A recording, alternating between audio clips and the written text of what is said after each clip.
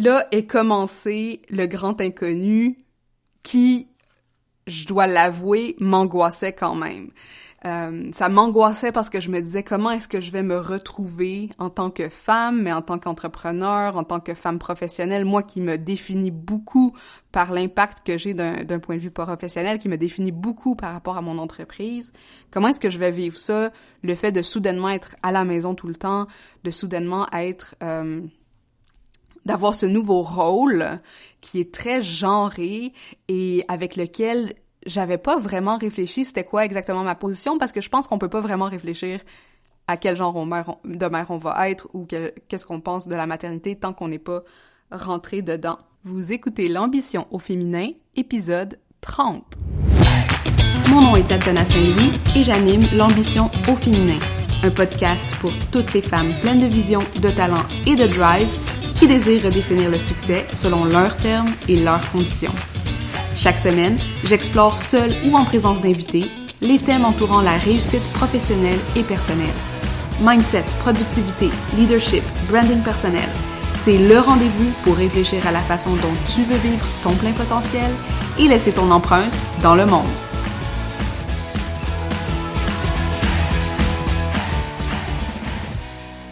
Salut l'ambitieuse, j'espère que tu passes une belle journée. J'enregistre l'épisode, on est samedi, il fait super beau dehors. Après ça, je vais faire un petit peu de montage sur la terrasse. Je suis pas souvent last minute comme ça pour mes enregistrements, mais j'ai comme eu l'idée d'enregistrer cet épisode-là un petit peu, justement, last minute, parce que cette fin de semaine, en fait, demain, je fête l'anniversaire de ma fille, le premier anniversaire de ma fille. Et j'ai voulu réfléchir à l'année qui s'est passée, à la façon dont j'ai agencé mon congé de maternité avec l'entrepreneuriat, les leçons que j'en ai tirées, puis aussi, les choses que j'aurais peut-être faites différemment s'il y en a, puis dans le fond, où est-ce que j'en suis aujourd'hui, puis j'ai voulu faire cet épisode non seulement pour moi-même, pour voir un peu le cheminement, mais aussi pour toi, si t'es dans une situation où est-ce que tu vas bientôt avoir un petit bébé, puis t'as aussi des projets entrepreneuriaux, ou si justement, tu vis avec des enfants à la maison, puis là, il y a eu tout le confinement, puis le coronavirus qui a tout chamboulé un petit peu notre réalité, mais veux pas, je pense que c'est important qu'on parle de toutes ces périodes de transition dans nos vies, parce qu'en tant que femme, on va en vivre beaucoup, et c'est pas vrai qu'on peut juste mettre dans une petite boîte nous, l'entrepreneur, puis mettre dans une autre petite boîte nous, la maman, puis mettre dans une autre petite boîte nous, la salariée, tout ça se mélange ensemble, puis il faut être capable de voir l'ensemble aussi en termes de système qui fonctionne le plus sans anicroche possible, selon comment nous on fonctionne, comment nous on aime fonctionner, mais aussi selon notre vision du futur et du succès. Alors, je vais juste faire un petit recap, là. Je veux dire, j'ai quelques petites notes de choses que je voulais discuter avec toi, avec vous, mais ça va être pas mal du freestyle. Juste un petit rappel à quand j'ai appris que j'étais enceinte, parce que c'est quand même super important dans l'historique de Aime ta marque. C'est que c'était en septembre 2018 que j'ai eu la nouvelle, dans le fond, que j'allais attendre un petit bébé, justement, au printemps 2019. Et la nouvelle est venue quand même avec surprise pour moi, parce que l'histoire quand même cocasse, c'est que j'ai appris cette nouvelle-là après mon premier rendez-vous dans une clinique de fertilité. C'était le rendez-vous un peu où est-ce qu'on fait les tests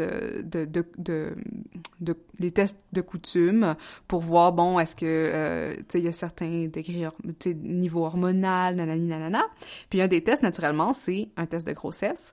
Puis ça donnait que, l'infirmière m'a appelé puis m'a dit, en passant, le test vient de revenir, puis t'es enceinte. Puis t'auras pas besoin de fertilité finalement, t'auras pas besoin de passer à travers tout ce processus-là, puis c'est sûr que à ce moment-là, c'était quand même un gros choc parce que je venais de passer plusieurs mois quand même assez difficiles émotionnellement et mentalement à essayer de comprendre ce qui se passait avec mon corps parce que, bon, j'avais de la misère non seulement à concevoir, mais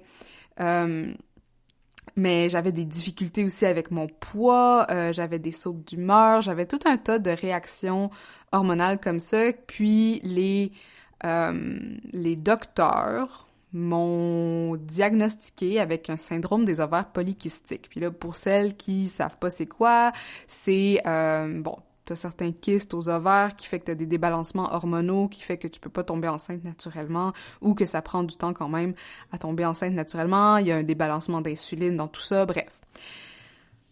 Donc, on m'avait mis sur les médicaments, ça m'avait vraiment pas fait du bien d'être sur ces médicaments-là. J'ai décidé d'arrêter puis de focusser vraiment sur les choses naturelles que je pouvais faire pour moi, pour me sentir mieux dans mon corps, mieux dans ma tête, mieux dans tout, sachant que, bon, on m'avait dit, tu sais, il va falloir que t'attendes, il va falloir que tu sois très patiente pour, ben, si tu veux avoir un enfant, et une autre des options, naturellement, parce que, tu sais, je veux dire, j'avance en âge quand même, je suis pas toute jeune, ben, tu sais, je suis dans la trentaine, début trentaine, mais tu sais, j'ai pas genre 25 ans, ça se peut que tu aies à aller faire un traitement de fertilité si tu veux vraiment tomber enceinte. Bon. Alors, quand on m'a dit ça, je me suis dit, bon, est-ce que je veux vraiment passer à travers ça? C'est quand même super cher, c'est quand même super difficile aussi émotionnellement parce que, tu sais, des fois, tu sais, tu tombes enceinte puis finalement, l'embryon, il survit pas, puis il y a plein de choses comme ça. Donc, pour moi, c'était quand même un gros soulagement d'avoir appris que j'étais tombée enceinte naturellement puis que j'allais pas avoir à passer à travers ça. J'ai repris aussi confiance dans la connexion que j'avais avec mon corps, ce qui était super intéressant parce que bon, tu sais, avant de tomber enceinte, j'étais super focusée sur l'entraînement, je m'entraînais 4 fois semaine, j'étais super comme j'étais pas mal stressée dans ma vie, je pense. Puis là, à un moment donné, j'ai fait OK, genre j'arrête avec le stress, je vais juste commencer à faire du yoga, j'ai enlevé pas mal tout ce qui était abrasif dans mon environnement, comme tous les produits chimiques, là, genre, chez nous, on nettoie avec des produits naturels, des fois c'est moi qui les fais même. Même chose avec les produits que je me mets sur la peau, avec quoi je me lave.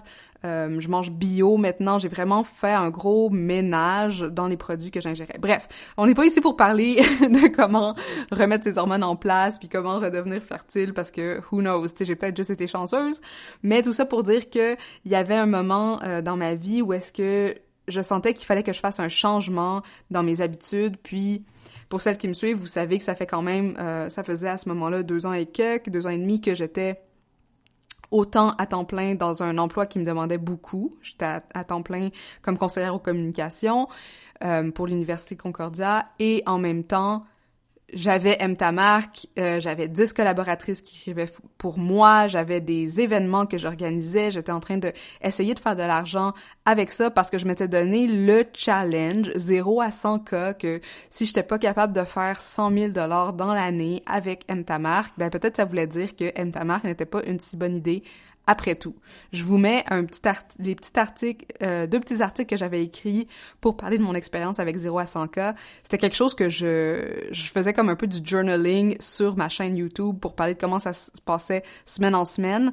Puis le dernier épisode, la dernière semaine où j'ai parlé à la communauté via YouTube, c'était pour dire je prends une pause, je focus sur moi. Et je suis enceinte, donc je vais vraiment rentrer vers mon intérieur, vers mon corps et mettre moins de pression sur tout ce qui est business. Donc il y a toujours eu cette tension-là chez moi entre la business et la famille, parce que d'un côté, si vous avez lancé une entreprise ou si vous en avez une déjà, vous savez que genre l'entreprise à quelque part c'est un petit peu comme notre bébé, on met tellement d'énergie là-dedans, on met tellement d'efforts là-dedans, on met toute notre âme, notre amour, notre vision et c'est difficile des fois de la laisser de côté quand il y a des circonstances externes qui s'ajoutent dans nos vies. Puis quand je suis tombée enceinte, ce que j'ai remarqué c'est que j'avais envie de vraiment prendre ça relax. J'avais pas nécessairement de baisse d'énergie, j'ai pas été malade, j'ai pas eu de nausées, j'ai eu vraiment une grossesse assez facile, mais j'étais pas comme dans un mode où je voulais créer beaucoup de choses. J'étais vraiment dans un mode où je gardais l'entreprise en marche, mais j'étais pas en mode créatif. Alors, fast forward, j'en arrive au mois de mai, j'étais due pour le mois de mai, donc je savais que, veux pas, j'avais décidé, bon, j'ai pas fait 100 000 dans l'année, who cares, je vais quand même garder Aime ta marque, parce que je pense qu'il y a du potentiel, il y a des choses à faire, et je voulais pas disparaître non plus de la surface de la Terre, parce que les gens me connaissaient, il y avait, tu sais, Aime ta marque avait quand même pas mal de trafic, ça faisait des années que je publiais à chaque semaine, donc je voulais maintenir un petit peu le rythme. Et bon, ce qui a fait que pendant les mois qui ont précédé ma due date, ma date d'accouchement, ma date prévue, ben j'ai vraiment préparé le terrain pour m'assurer que j'allais avoir au moins 2 mois où j'allais pas stresser à propos d'une infolettre à envoyer ou à propos d'un article à publier. Donc, avec mon équipe de collaboratrices, je me suis assurée que les textes étaient suffisamment prêts d'avance, ils étaient montés, ils étaient prêts à être publiés, puis ça a donné que j'avais du contenu pour, c'est ça, à peu près 2 ou 3 mois d'avance qui était déjà tout planifié dans mon MailChimp, tout planifié dans mon WordPress. Puis ça m'a vraiment enlevé un gros stress au niveau de savoir que j'allais garder une certaine visibilité, une certaine présence, tandis que je pouvais quand même, vivre avec l'inconnu parce que je suis la première aussi dans ma famille à avoir un enfant, fait que je savais pas à quoi m'attendre, puis tu sais, il y avait toute cette inconnue qui s'en venait. Une autre chose que j'ai fait pour me préparer aussi... Bon, il y a un autre petit point que je veux dire, naturellement, c'est que, comme je l'ai expliqué en début d'épisode, j'ai eu mon congé de maternité avec mon employeur. J'avais pas lâché ma job à ce moment-là. Je l'ai toujours pas lâché. En passant, je suis en prolongement de congé de maternité en ce moment. Et ça, c'était quelque chose de super important pour moi parce que quand j'avais manifesté un peu comment j'aurais préféré que les choses se passent, je m'étais toujours dit, OK, je vais rester à mon poste pour avoir la permanence. Ensuite, si possible, je vais tomber enceinte, je vais profiter du congé de maternité pour travailler sur Aime ta marque et ensuite je pourrais voir qu'est-ce qu'il y en est aussi de mon retour en tant qu'employée à temps plein ou est-ce que je suis capable de faire fonctionner l'entreprise à temps plein. Et c'est fou comment, malgré tout, les choses se sont déroulées exactement comme je les avais souhaitées. Souvent, je me dis, justement, il y avait de la manifestation en masse là-dedans parce que c'était exactement le scénario qui était le plus souhaitable. En plus qu'on a eu la chance de déménager quelques mois avant que j'apprenne... en fait, on a acheté notre condo avec une chambre de plus quelques mois avant que j'apprenne d'être enceinte. La chambre de plus était supposée être mon petit bureau, et puis on déménageait juste à côté de notre ancien condo. Bref, toutes les circonstances se sont comme alignées d'une façon vraiment parfaite, de la façon que dans mon monde idéal, ça se serait passé comme ça. Donc, je me sentais extrêmement choyée de avoir encore mon emploi à temps plein qui va me payer un congé de maternité à presque 100% de mon salaire, que j'aurais pas besoin de me soucier de l'argent pendant cette période-là, et puis que je pourrais vraiment me focusser sur mon bébé, mais aussi sur ma business en même temps. Donc, l'accouchement s'est passé super bien. Il n'y a pas eu aucune complication. Encore une fois, j'ai été super chanceuse. Mon bébé est en santé. J'étais en santé aussi après. J'ai quand même bien récupéré de l'accouchement. Il n'y a pas eu ça a été un accouchement naturel, donc il n'y a pas eu d'opération ou de choses comme ça. Et là est commencé le grand inconnu qui, je dois l'avouer, m'angoissait quand même. Ça m'angoissait parce que je me disais comment est-ce que je vais me retrouver en tant que femme, mais en tant qu'entrepreneur, en tant que femme professionnelle, moi qui me définis beaucoup par l'impact que j'ai d'un point de vue professionnel, qui me définit beaucoup par rapport à mon entreprise. Comment est-ce que je vais vivre ça? Le fait de soudainement être à la maison tout le temps, de soudainement être...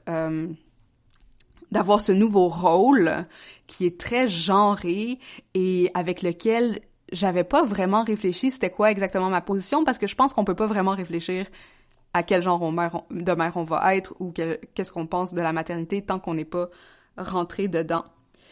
Ce qui fait que, bon, j'avais quand même préparé beaucoup de choses en attendant que je savais que j'allais peut-être manquer de focus, d'énergie, de sommeil, naturellement. Et ça a été comme un gros plus. Mais les premiers mois, pour être vraiment honnête, ça a été vraiment dans les plus beaux mois de tout ce congé-là, parce que bon, ma fille est née au mois de mai, il faisait super beau dehors. Mon mari, qui a aussi le congé de paternité, avec son employeur, un super bon employeur avec des super bonnes conditions, ben il a pris son 5 semaines au complet et on allait tout le temps au petit café avec le bébé, on essayait de garder une espèce de routine où est-ce qu'on sortait encore, on n'était pas juste pognés chez nous. Et bon, j'ai eu l'aide de mes parents et mes grands-parents aussi, mais vraiment les premières semaines, les premiers mois, ça a été vraiment l'unité familiale. Et ça, j'ai beaucoup, beaucoup, beaucoup apprécié. Ça m'a beaucoup régénéré, beaucoup donné d'énergie. Entre-temps, en même temps, j'aimais ça pouvoir aller au café puis faire des tâches qui étaient pas nécessairement difficiles mentalement, comme écrire justement une infolette de plus, planifier quelques petites affaires comme ci, comme ça en termes de contenu, faire un petit peu de contenu pour les réseaux sociaux, des choses comme ça, des choses vraiment zen, des choses vraiment qui me gardaient aussi en contact avec mon moi professionnel. Puis ça, c'est quelque chose que j'ai beaucoup exploré à travers ma maternité, c'était comment je dealais avec l'importance de mon moi professionnel. Puis je sais qu'au début, beaucoup les gens me disaient, ben là, il faut que tu relaxes, il faut que tu prennes soin de ton bébé, il faut pas que tu t'épuises, il faut pas que tu te brûles, puis je sais que ça venait d'une bonne place, d'une place bienveillante, mais pour moi, ça aurait été quasiment pire de tout arrêter, sachant que, bon, je me connais, je suis une personne quand même très orientée objectif, orientée résultat, qui aime créer, qui aime rester active. Tu sais, moi, je veux dire, l'idée dans ma vie de me lever à 1h de l'après-midi me donne des frissons dans le sens que genre c'est comme non, genre je veux profiter de la journée, je veux profiter de la vie, j'ai plein d'énergie vitale. Puis après bon, les premières semaines après l'accouchement, c'est sûr que j'avais besoin de cette stimulation intellectuelle quand même que j'allais chercher en lisant, en écrivant, puis en restant quand même relativement connectée avec mon monde, puis avec Mtamark d'une certaine façon. Donc, au début, c'était vraiment des tâches qui étaient peut-être perçues comme moins de valeur. C'est sûr que j'organisais pas d'événements ou de choses comme ça, bien que j'avais commencé il y avait pas longtemps à organiser un événement que finalement j'ai laissé tomber. Mais bon, sortir avec mon bébé, apprendre à manœuvrer la poussette, tout ça, c'était des gros apprentissages que je devais faire. Puis, ça me donnait des excuses quasiment de devoir aller au café puis travailler sur quelque chose pour voir comment j'allais combiner les deux, comment j'allais travailler quand j'allais être toute seule à la maison et comment j'allais me garder aussi occupée, puis socialement active aussi.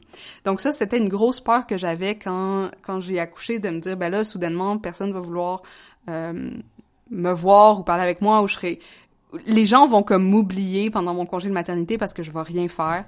Ben, ça s'est pas vraiment passé comme ça parce que j'en ai vraiment fait un point de rester présente, de rester active, puis aussi tout ça dans le respect de mon niveau d'énergie puis tout ça, mais comme je vous ai dit, tu sais, j'ai vraiment pas eu un bébé difficile, donc c'était facile pour moi de rester la tête hors de l'eau puis de quand même rester assez productive, même que des fois je pense que les gens se sont demandé comme wow, genre tu sais, c'est comme what is happening, genre elle s'occupe-tu de son bébé? Bref, je m'occupe de mon bébé très bien, j'ai même pas besoin de me justifier, mais voilà.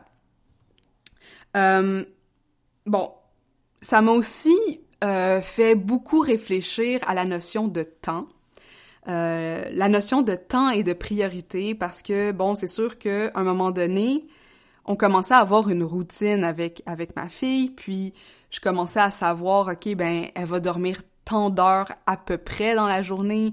Pendant ce temps-là, qu'est-ce que je fais? Est-ce qu'il y a une tâche vraiment cruciale que je pourrais faire par rapport à mon entreprise?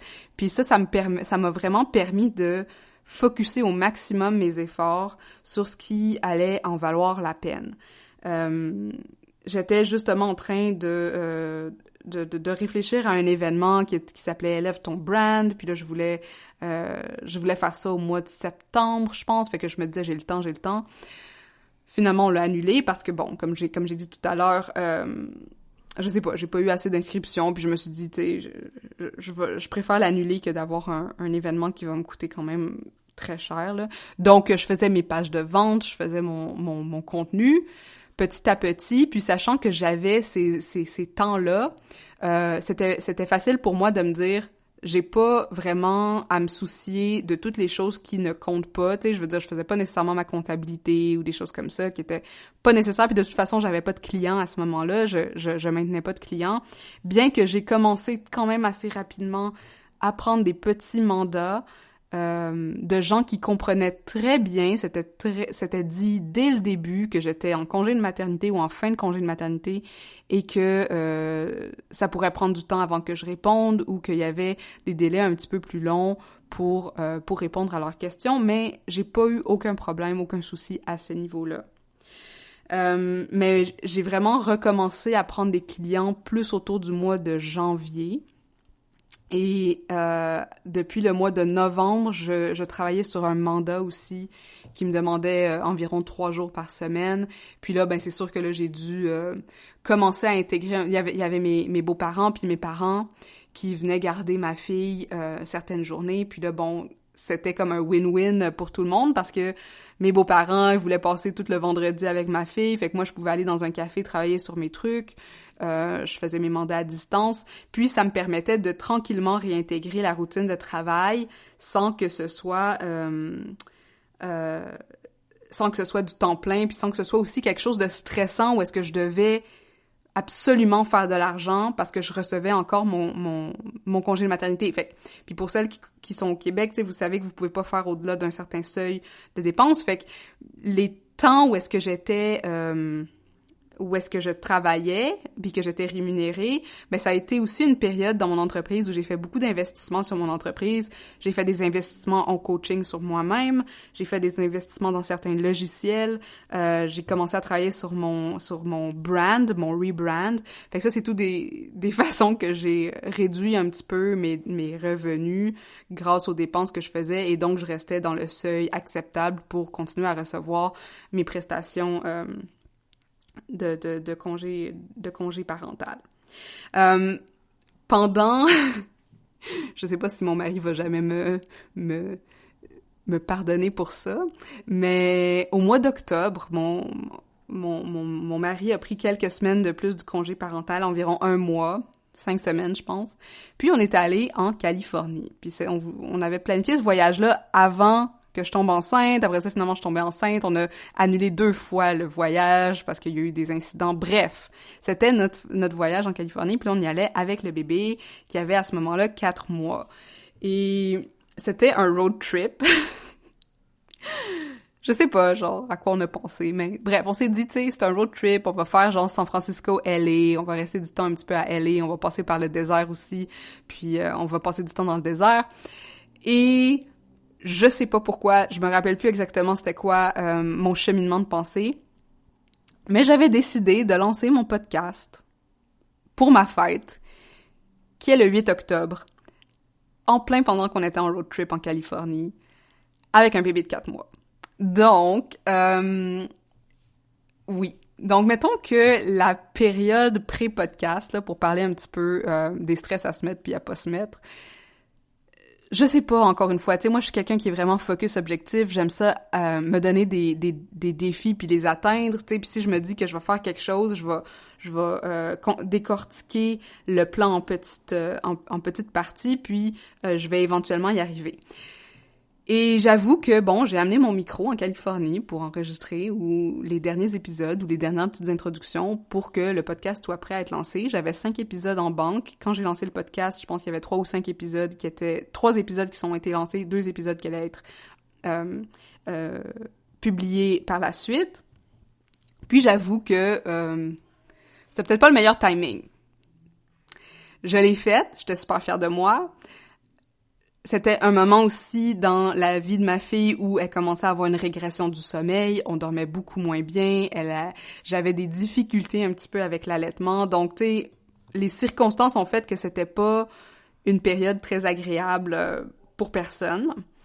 Je suis contente de l'avoir fait quand même, je suis contente ça a quand même initié beaucoup de conversations avec mon chum sur comment est-ce qu'on veut vivre cette réalité-là, où est-ce que je vais être autant une créatrice de contenu qu'une entrepreneur, qui n'arrête jamais dans un certain sens, parce que c'est vrai que quand t'es employé, t'as des vacances, puis là, ça stoppe, tu sais, tu peux complètement déconnecter, puis tu laisses ton téléphone à la maison, puis whatever, mais du moins, ma personnalité d'entrepreneur, c'est que je suis tout le temps en train de penser à un nouveau projet, à une nouvelle chose, je suis tout le temps en train, genre, de travailler sur du contenu, j'ai des idées, qu'est-ce que tu veux, puis faut que ça sorte, puis là, j'avoue que j'aurais peut-être dû dealer ça un petit peu mieux avec lui par rapport aux attentes, par rapport à tout ça.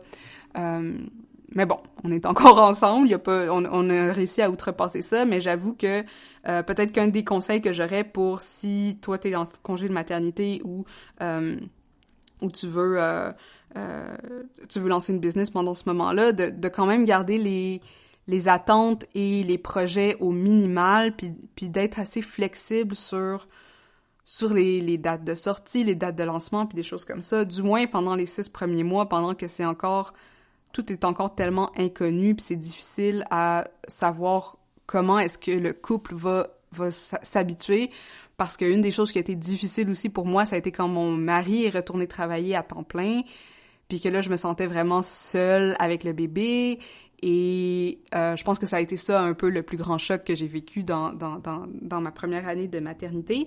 Mais tu sais, éventuellement, ben ça s'est réglé, mais bon. Donc, charge de travail versus charge mentale, parce que ça, c'est une autre chose aussi. Quand l'enfant arrive, nous, en tant que mère, puis en tant que femme, puis c'est bien plate, mais c'est de même que c'est qu'on va assumer beaucoup la charge mentale. Tu sais, est-ce qu'elle a eu son biberon? Est-ce qu'elle a eu son boire? Quand est-ce qu'on commence à lui donner des solides? C'est quoi notre politique par rapport au vaccin? Est-ce qu'elle est bien habillée? Est-ce qu'elle a trop chaud? Est-ce qu'elle a trop froid? Si on fait un voyage, est-ce qu'on a amené ses jouets? Est-ce qu'elle se développe bien? Nanani, nanana. Tu sais, toutes ces questions-là qu'on commence à se poser, qu'on se posait pas encore, et qui prennent tellement de place dans notre cerveau, fait que, tu sais, on peut avoir un sentiment d'être overwhelmed quand, en plus que ça, on doit penser à une entreprise. Donc, c'est pour ça qu'il faut quand même être assez réaliste par rapport à nous-mêmes, par rapport à la façon dont on gère avec le stress, puis dire, est-ce que je suis en train de me mettre du stress pour rien, ce qui va être contre-productif pour tout le monde, y compris mon entreprise et mon enfant, ou est-ce que ce que je suis en train de faire, c'est quelque chose pour mon bien, qui fait que je me garde active, je me garde présente, c'est quoi le minimal que je peux faire pour me pousser peut-être un petit peu au-delà de ma zone de confort, parce que j'ai l'impression aussi que ce que j'ai appris avec la maternité, c'est qu'on est sans cesse en train de sortir de notre zone de confort, puis de pousser l'enveloppe un peu plus, puis c'est super cool parce que ça veut dire qu'on se développe en tant qu'individu, mais c'est vraiment dur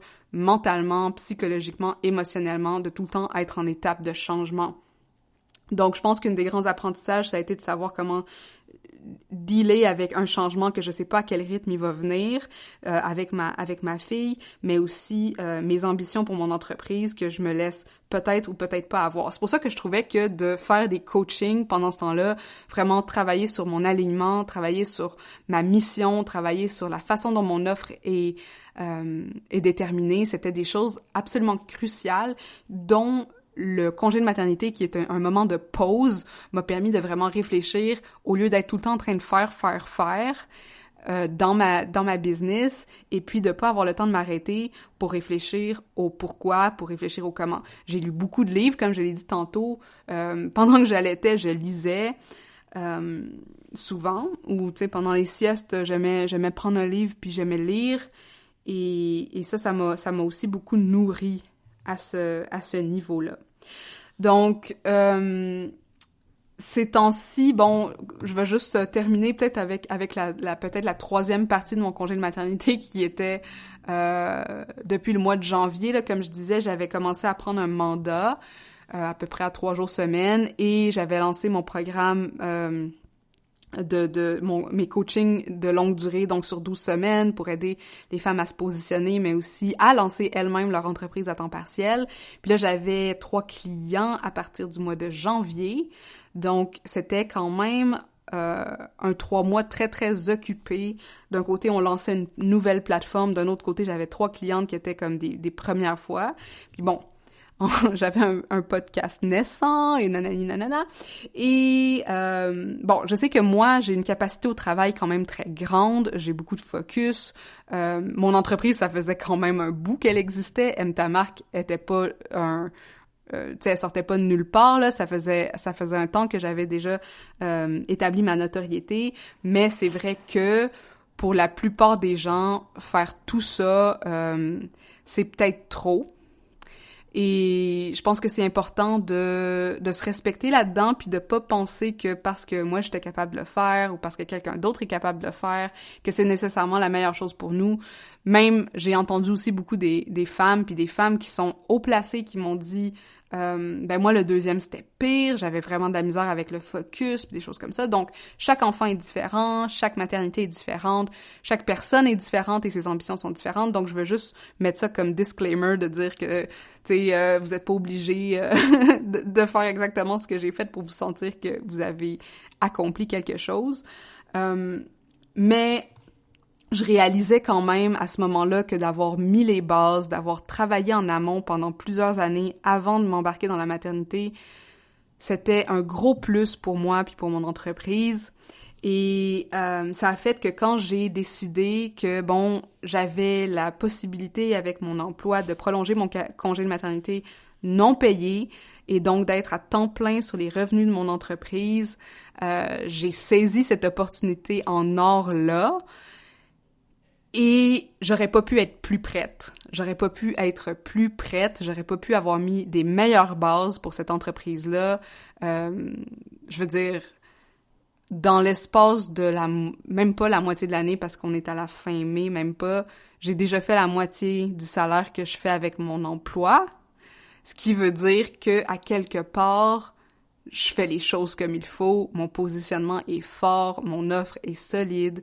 Puis si j'ai peut-être un petit conseil pour celles qui veulent vraiment lancer leur entreprise pendant un congé de maternité, ben c'est de travailler plus sur le fond, sur les fondations, sur les systèmes, sur les moyens de s'organiser, sur comment on va gérer notre énergie, comment on va gérer notre temps, mais aussi nos relations, tu sais, comment est-ce que notre conjoint va réagir, ça va être quoi son rôle, comment est-ce que notre système de support va réagir, puis ça va être quoi son rôle, puis vraiment de s'aider à ce niveau-là. J'avais écrit j'avais enregistré un podcast sur les choses que je délègue dans la maison, ou tu sais, puis tu sais, je veux dire, moi, j'avais quelqu'un qui m'aidait avec le ménage, je faisais livrer mon épicerie, j'avais quelqu'un qui m'aidait à promener mon chien, tu sais, je veux dire, j'avais les moyens d'avoir ce support-là, puis j'aurais pas pu faire tout ce que je faisais sans tous les gens qui est autour de moi, et aussi sans vraiment réfléchir au fait que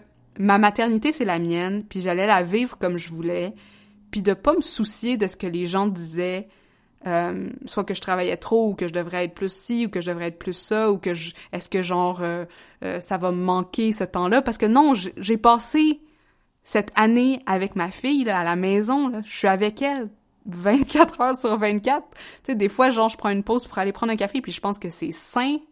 Si je veux prendre cette pause-là puis travailler un petit peu sur mon entreprise pour me changer les idées, je pense que c'est sain, c'est la façon que moi, je me sentais bien.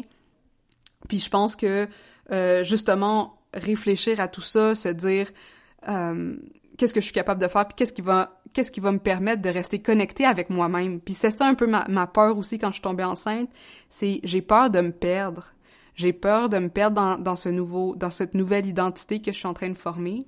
Puis c'est drôle parce qu'aujourd'hui, tu sais, je lisais un post qui disait que elle aime pas le terme mompreneur. Puis j'étais d'accord avec elle parce que je suis une entrepreneur, puis je suis une mère, mais je suis pas une mompreneur. Je veux dire, je suis et je le suis pas. Je suis une femme multidimensionnelle, je suis aussi une intellectuelle, je suis aussi une artiste, je suis aussi une créatrice, je suis aussi, tu sais, blablabla, genre tout ce que tu veux dire. Fait que, est-ce que je suis créapreneur, mompreneur, infopreneur, slasheuse, tu sais, multipotentialiste? Je le sais pas. Je suis toutes ces choses-là, mais je les suis pas non plus. Puis je pense que quand on investit cette nouvelle identité d'être une mère, de rentrer dans la maternité, puis qu'on investit une nouvelle identité aussi d'être une entrepreneur, c'est vraiment d'essayer de faire le vide autour de nous, puis de nous dire comment est-ce que moi, je définis ça. Puis, il y a pas de règles. Tu sais, je veux dire, il y a des cultures où est-ce qu'ils ont 3 semaines de congé de maternité, là. Je veux dire, aux États-Unis, 1 an de congé de maternité, tu rêves, là, tu sais, donne-toi 2-3 mois, puis après ça, reviens travailler. Trouve-toi une gardienne, une nanny ou quelque chose. Fait que, puis dans le temps, les femmes, là, ils avaient 12 enfants. Tu penses-tu qu'ils passaient leur année à regarder dans les yeux de leur bébé? Tu sais, je m'excuse. Bref, pas de jugement. Tout ça pour dire que toute cette espèce de culpabilité que des fois j'entendais chez les autres femmes, moi, je l'ai pas intériorisée du tout. J'ai pas senti que je devais me justifier non plus parce que... Puis ça, c'est une raison pourquoi je parle très peu de ma maternité sur les réseaux sociaux. Je parle très peu de ma fille. En fait, je mets pas son visage public sur les réseaux sociaux parce que je veux pas nécessairement être associée au rôle de mompreneur parce que je suis une entrepreneur avant tout, je suis une femme d'affaires avant tout, je suis une professionnelle avant tout, et ce qui se passe dans ma vie personnelle, que je sois mariée, divorcée, maman de 3 ou de 6 ou de 1 ou de maman d'un chien, ben ça c'est des affaires un peu de personne, j'ai l'impression. Bon, c'était un petit peu ça que je voulais voir avec vous. J'aimerais ça savoir si... Tu sais, toi, t'as une expérience avec ton congé de maternité, comment ça a été? Est-ce que t'as eu des doutes, des réflexions à ce niveau-là? Comment t'as dealé avec le changement d'identité? Et peut-être avec le jugement des autres par rapport à ça, ou de toi-même par rapport au temps que tu passais avec ta fille, au temps que tu passais pas avec ton entreprise, avec les pauses que t'as dû prendre, avec tes limites, dans le fond. Je te laisse là-dessus. Je vais juste rappeler que si tu veux lancer ton entreprise à temps partiel, j'ai une checklist sur mon site web à mtamarque.com/checklist où est-ce que tu as les grandes étapes qui vont te guider à travers les 3 premiers mois du lancement d'une entreprise. Je suggère quand même que si tu penses lancer ton entreprise en congé de maternité, fais très, très, très, très attention. Laisse-toi du temps. Laisse-toi la chance de ne pas te donner d'horaire aussi. Tu sais pas comment ton bébé va être. Tu sais pas si tu vas devoir passer des nuits blanches ou s'il va dormir genre à partir de la semaine numéro 3. Tu sais pas si tu vas avoir mal au sein. Tu sais pas si tu vas avoir l'esprit flou. Alors, bien que je veux aider le plus de femmes possible à lancer leur entreprise à temps partiel en parallèle d'un emploi, je sais que ça demande des défis supplémentaires si tu fais ça pendant ton congé de maternité. Donc, faites attention, mesdames, je vous le conjure. Autrement, ben c'est ça. La checklist va te donner les grandes étapes et après ça, si tu veux travailler plus en profondeur sur le positionnement et aussi toute l'organisation, tout ce qui vient avec ça, contacte-moi. Mes coachings sont entre 8 et 12 semaines pour ce type d'accompagnement-là et j'adore voir un projet prendre vie. C'est comme si j'étais une sage-femme auprès de mes entrepreneuses quand je peux les aider à rendre réel ce qu'il y a dans leur cœur, ce qu'il y a dans leur tête. Sur ce, ben je te souhaite une super belle journée, peu importe quand t'écoutes ça, une super belle semaine et on se dit à très bientôt. Salut les ambitieuses! J'aimerais faire de ce podcast une plateforme d'échange et de réflexion autour de ce que ça veut dire être une femme et avoir du succès aujourd'hui. Si tu connais une femme dont le parcours inspirant aurait intérêt à être partagé, ou si toi-même pourrais nous outiller grâce à ton expertise ou ton expérience, rends-toi sur mtamarque.com/invité pour m'envoyer les détails. Et finalement, profite-en pour t'abonner à ce podcast afin de manquer aucun des épisodes. Et si tu es dans un mode généreux, laisse-moi donc un 5 étoiles pour aider d'autres femmes comme toi à découvrir le podcast. À la prochaine!